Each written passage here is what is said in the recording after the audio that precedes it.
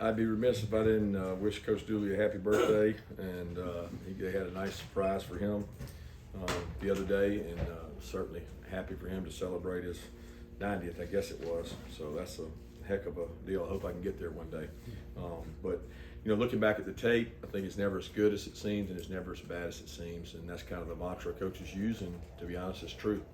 So it's never, you go to the tape to watch it and you think you played really good, then you see glaring mistakes and errors that you made that you got away with, and it brings you back to reality really quick on Saturday night and Sunday morning when you watch that tape. But I was pleased with the way our players went about the connection piece. We challenged them to stay connected and be connected. There was a lot of examples of guys celebrating other guys' plays, so I thought that was awesome from our guys.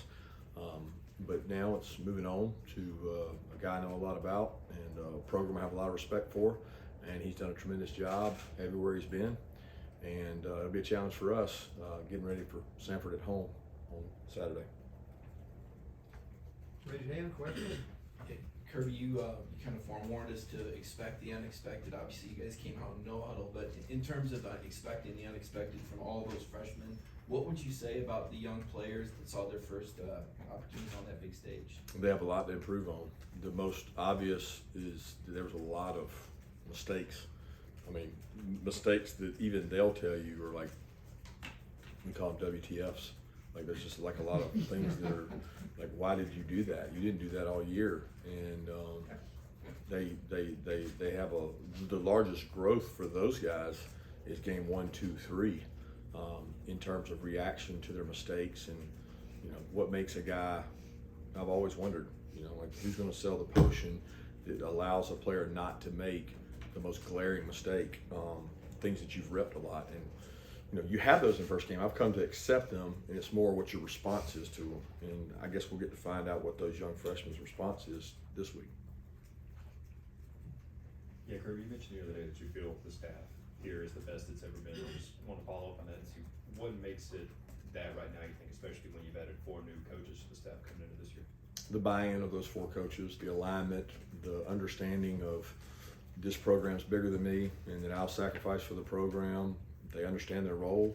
They've done what they've been asked to do, and they embrace it. And there's a lot of positive energy and enthusiasm at practice and at work. So it's created a really good kind of connection among the staff. Coach, a little bit of an operations question. Notice Stetson holding on the placement kicks. What went into the decision of doing that, and what are the logistics involved? Obviously those guys are up on another field a lot of the time, but obviously you're comfortable with him having enough work and being able to handle that responsibility. Yeah, he's held ever since he's been here. I mean, he's held probably 1,000 times. He was Camardo's backup holder, so it was like, it wasn't a new thing. It was, we lost the guy that held before, so we go to the next best holder or the guy that's next up, and we're training a guy for when Stetson's not here. So it's one of those things that I think it's important to the kicker to have who they're comfortable with, and that those 2 guys get to spend time together, and they do. They take a lot of time after practice, pre-practice, pre-game to make sure they're on the same page. Kirby, we saw Ladd make some plays on Saturday. Just what kind of growth have you seen from him, even from this last offseason going into this season? Probably confidence. Ladd's always been a good player. That's not something new. He's always been an extremely hard worker. He's dependable. He's conscientious. It's important to him. He gives you everything he's got every day. And the biggest difference is, he has confidence in himself to perform because he performed on big stages last year. And when you're one of these guys that has confidence, talent, and you work really hard, then the sky's the limit for you. And he's worked really hard each and every day. And he knows the things he's still got to work on, and he's got a lot of those things too. Hey Kirby, do you think you found your best 5 offensive linemen yet? And then what did you make of Amarius Mims on Saturday? I noticed you got in there, I think, the 3rd series of the game for you guys at right tackle. Yeah, you're constantly in search of the best 5 guys, right? It's not on a marker where we say we got the best 5. It's a continuum. It's like, what do they do today at practice? Because you're only as good as your last practice. So, like, how are they going to perform today? How are they going to do tomorrow? How are they going to do the next day? How do they do the next matchup? How do they do when things get tight, when pressure grows, when things don't go well? We didn't see that. We didn't have a situation where there was a lot of adversity or required a lot of composure. So we'll figure out who those best guys are as we go along. Morris did a good job in the game. He came in, I think, the third series, played with some confidence. Those guys getting experience is critical, so they're ready to play when their opportunity comes every down. And I think early in the season, especially, those guys' conditioning level, it helps to have three guys playing at those positions. Coach, getting back to Ladd again, but also A.D. Mitchell, what's the biggest improvements you think both those young guys have made from last year to right now? Confidence. They're both, much more confidence and in the system a second year. So, there's every play you run, there's a reaction to what the defense does. They've seen what the defense does at a higher level. So the number of times they've run a play and had to react to something, it's almost infinite. And they now are starting to get where they can react faster. Kirby, I know you supported a 12-team playoff.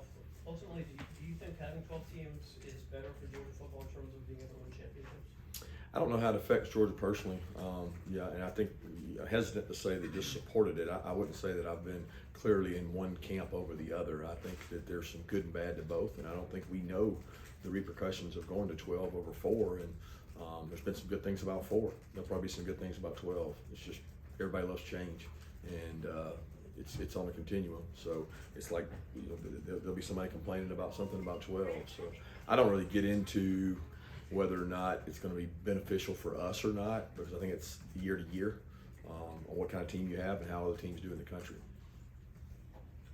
Kirby, on playing FCS teams, I know you've talked about the importance for it financially for these schools. The direction that college football is going, I know it's uncertain whether SEC goes to 9 games yet, but do you think and do you want to continue to play these games going into the future? I think it depends on where it goes, what they require you to do, and where the FCS, some of those conferences end up with the realignment and some of the things. It's going to depend a lot on what you talked about, the scheduling model of how many conference games you're playing. I do know that it's critical for these programs to be able to survive. And look, high schools are our feeder programs, just like we are for the NFL. And if you're going to have good high school programs, you got to have kids getting opportunities to play at all levels, because there's a lot more kids playing at a non-Power 5 level than at the Power 5 level. So if your supplier of talent and the growth of the game comes from your youth sports and your high school sports, you're going to diminish that as these programs fade away. And some of these programs cannot survive without these games. That doesn't mean that I embrace them and love them. It just means that the programs can't survive without these kind of funding and without these games. Going back 20 years when you were hired about Dawson State by Coach Hatcher, what were some things that you took away from that experience and coaching under him? His charisma. He's always been one of the best recruiters in terms of his relationships with high school coaches. Is incredible. His disposition with the team was always confident and just believed that we could win every game. And he embodied that. He embraced that. His players love playing for him because of the energy he exudes with the players. Hey Coach, I get he came in protecting the lead, but do you have any takeaways from Beck's performance on Saturday? Yeah, Carson was very calm, cool, and collected. His disposition is such that the moment's not too big for him, like he's been multiple times before. I thought he did a good job. He made some good decisions and had a couple poor decisions, and I think he could be the first to tell you that he would like to improve on some of those. But the good thing is he got to come in and have an opportunity and run the offense where it wasn't just a run-oriented system, just to end the game. Yeah, you guys are filling some pretty big shoes there on the defensive line, and you turned to Michael Williams to play a lot of snaps for you. Can you talk about kind of what led to, it allowed him to earn that time and what you thought about the way he played on Saturday? Yeah, practice has led to it, just like they'll lead to him not starting if he doesn't practice well. It's not real hard for us. I mean, you base it on who practices the best, who gives you the best chance to win, and he's done that really since he's got here. His work ethic and his humility has been off the charts, and if he continues to do that, coupled with his ability, then he'll probably continue to start. But he's got to play well, and he's got to play big for a guy that's 260, 265. Kirby, Sanford's coming off a game where, with a first-time starting quarterback, he threw 4 touchdowns. Just with Coach Hatcher's offense, what are the challenges of trying to stop their offense? Well, I mean, they do a lot of different things. They do a good job in the passing game. They have a lot of confidence in the passing game. Quarterback came in, played really well against Kennesaw State.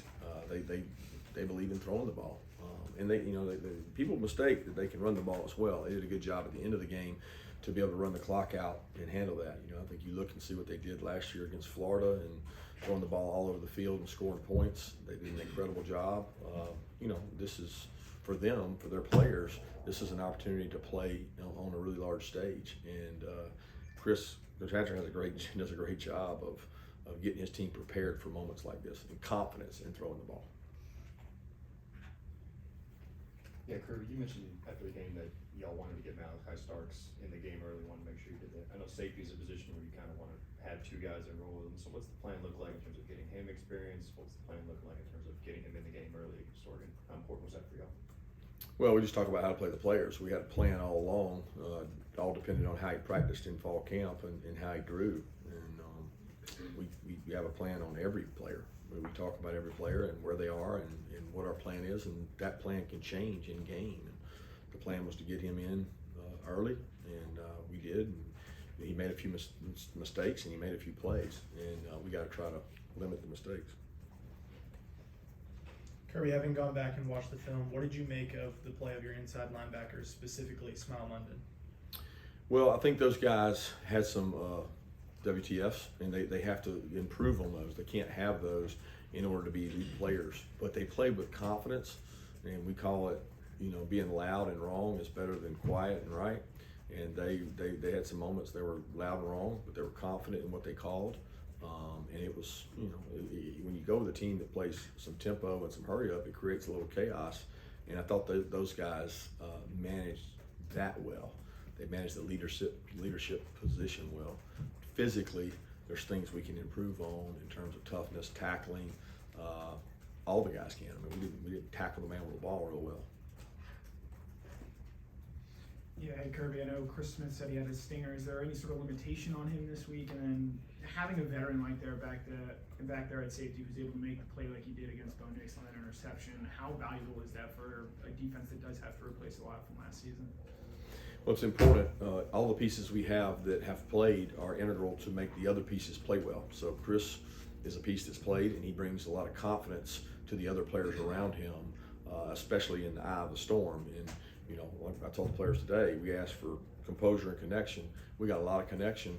We don't really know. We never really got tested, so it's not their fault. But they didn't get tested in the composure category, and that's going to come. And when that time comes, are you going to be ready for that storm? And Chris is a guy that you feel pretty good about.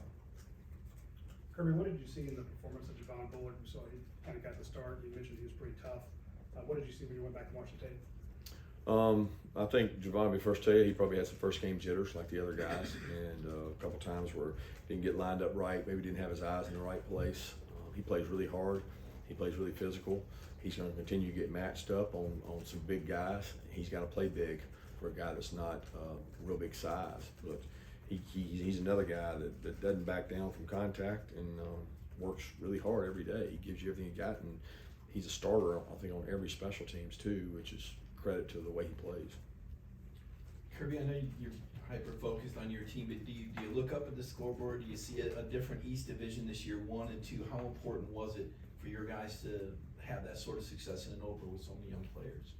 Yeah, I'm focused on us. I mean, I'm focused on how we can get better because we've got so many glaring things that we can improve on, and that's going to be critical, how mature our team is to grow. Look, standards don't need motivation. So when you look at it, if you play to a standard, you don't need motivation from outside sources. I don't care if it's who we're playing, who we're gonna play, how somebody else is playing. Standards don't need motivation. So if we're a mature team, then we'll go practice today to our standards.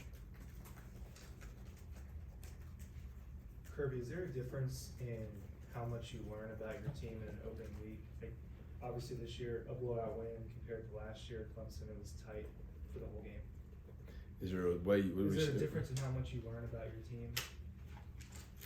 I don't know how to answer that because I mean each one I think you learn something. I think you learn something valuable about your team and their approach to the game. A lot more learned in the steps leading up to the game and during the game than of the result of the game. You know, you guys are about results. I'm about process of how we went about the game. How did we do in the game? How did we do as coaches? How did we do as players during the game? Halftime adjustments, end of game. A lot more than I am just the result and what we learned from the result, because the result came from what we did during it. Kirby, I got the same question. You know, after the Alabama loss last season, there's a lot of noise about whether you guys should make a quarterback change, but I think you were pretty quick. You were out recruiting the day after saying, you know, that you didn't really look at it that it changed.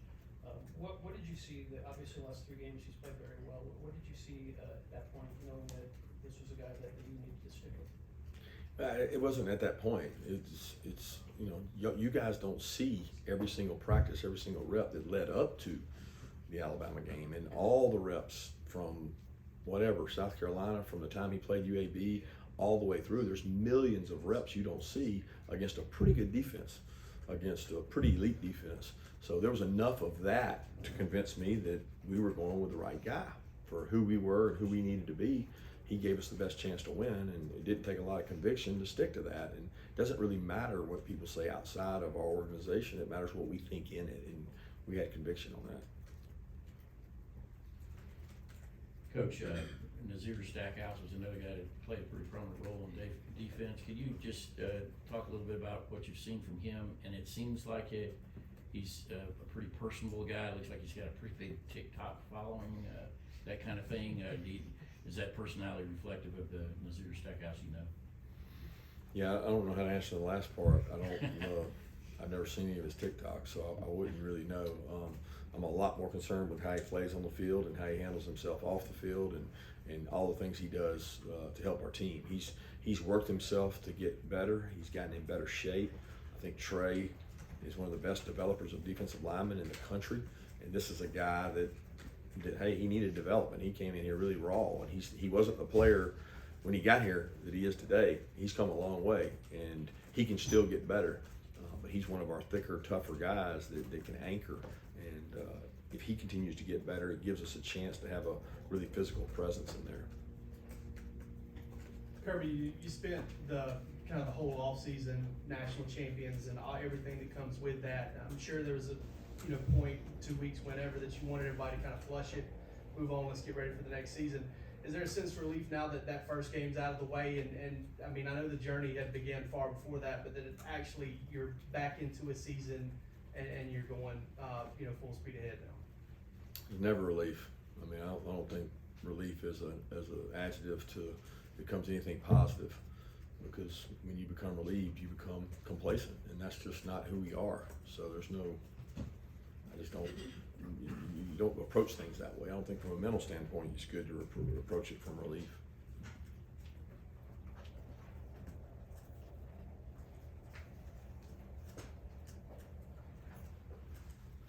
Kirby, can you tell us a little bit about what you saw in Oscar Delp when he got on the field, and maybe what Reed Gilbert could do to see the field a little bit more?